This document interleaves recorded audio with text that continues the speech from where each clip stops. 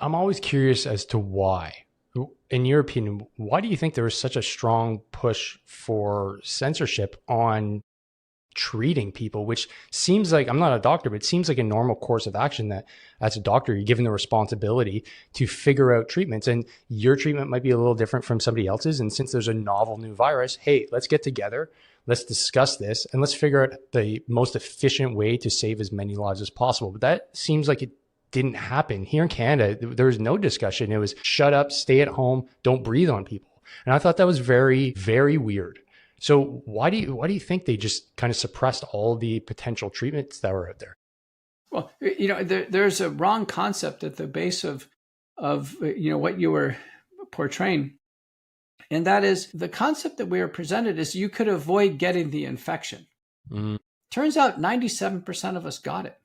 Can you imagine if the messaging was different? Saying, listen, we're all going to get it. Don't even bother wearing a mask or trying to lock down. We're all going to get it. So just make sure you get a mild case of it and get through it. Can you imagine if that was the message? Do you remember contact tracing? This idea of, well, you had it. Who did you come in contact with? That was all predicated on the fact that you could avoid getting it. Think about the resources spent on these ridiculous activities. No one actually mentions contact tracing anymore. But I really got some insight on when I testified in the U.S. House of Representatives about a year ago. So I was in Washington, and I was on a panel, and I was the key witness on the panel, getting grilled for hours. And we had a couple of breaks. And Anthony Fauci, former White House coronavirus senior advisor, former NIAID director at NIH, he had just testified 2 days before me. Same panel, but in a closed session. Mine was televised. So I had a chance, at some breaks to talk to some of the panel members. And I said, what'd you learn from the Fauci testimony? And essentially what they said was, he admitted the whole purpose of this pandemic was to get the world mass vaccinated. That this had been the dream of those who, in a sense, were behind the creation of SARS-CoV-2 and the lockdowns and social distancing, the irrational exuberance over vaccination, mandates of vaccination. All the factors we've talked about, David, led somebody to conclude that the only thing they could do would be to take a vaccine. I'm kind of blown away at that statement, I'll be honest. If that's the case, now I have the obvious question, well, why though? Why is this particular vaccine so important that somebody needed to get it, that they would deploy all their resources, potentially, because they're putting on the table the trust in public health? So this was like an all-in play then. It was. But why? I don't understand. But let's examine the evidence of just your observation. Was it an all-in play? Well, you could say every world government was convinced to administer the vaccines, actually buy large quantities of them.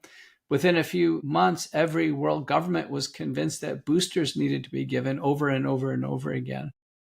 Every single aspect of medicine was convinced to endorse the vaccines. So adult medicine, pediatric medicine, obstetrics, gynecology, all the medical subspecialties.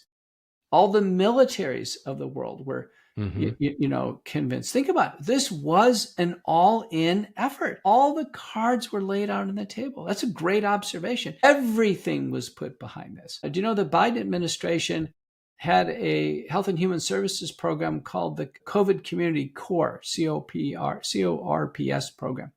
Billions and billions of dollars went in. And they poured money into thousands of media stations to run pro-vaccine statements and interviews. They had a whole program for pastors and ministers. It was called Faith for Vaccines. So the religious community would support vaccination. There was relentless public health advertising for vaccines everywhere you went, social media. There was complete social media suppression of vaccine side effects. So people would be led to believe that the vaccines are perfectly safe because we're not hearing anything about side effects on Instagram or YouTube or any of the meta platforms. If you actually went in Google and you said, please list the COVID-19 vaccine side effects in Google, the response would come back and it would say, the vaccines are safe and effective. And it just wouldn't even tell you anything about side effects. So it was an all-in effort. I think that's a very, very good observation. An all-in global effort at mass vaccination. My original take on the vaccine was it'll be fine. It's just going to be like the flu shot. So if you want to go line up for it, get it. And it is what it is. I remember stating that on the show. Hey, if you feel like you need it, go ahead. But typically if you're young and healthy, and we're already a year in, if you haven't really had a bad bout of it or you're pretty healthy, odds are you probably won't have to go get it. So just live your life and enjoy. And this is what it is. I was very laid back and just using my rational brain to assess the situation. But then once they started coming out with the passports and they started coming out with the forced vaccination to work, I lost my job because of it. Then nothing made sense anymore. And in terms of the military, that's where it kind of woke me up even more, because I wasn't in the military anymore, but I'm closely adjacent to it, working with the veteran population. And so many veterans were losing their job because they wouldn't get in line for a shot that they knew they didn't need. And the awful thing about the whole thing is that we now have the documentation that the military itself, the Surgeon General, said, we don't need this. Enough of our military members are vaccinated. So let's push this off and just let the ones that want to get it, and so be it. But they absolutely needed everybody vaccinated because the political masters needed the military to set the example, which is so mind-boggling to me that you would force your military members to get it and then essentially crush the morale of the military. But it happened in the US as well. And like you said, this was a global effort.